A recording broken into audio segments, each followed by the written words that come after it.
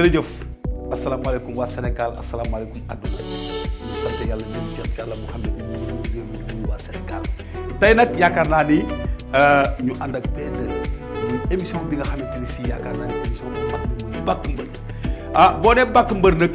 yaakaar naa ni am na lu bari loo xamante ni fii mi ngi ci biir bàkk mbër loolu mooy lan mooy mbër boo ko bëggee bàkk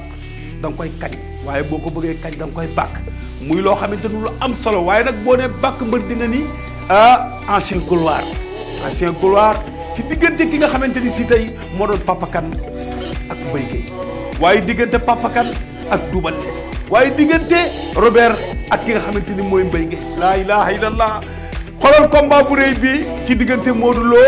ak Balla Gaye jël bu rëy loolu kenn musu koo gis ma bëgg nag ñu xaar ma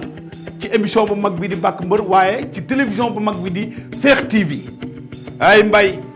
loolu kenn musu koo gis ay sama gars yi wuy ma damay dem mais maa ngi ñëwaat waaye di ngeen gis li ngeen musul gis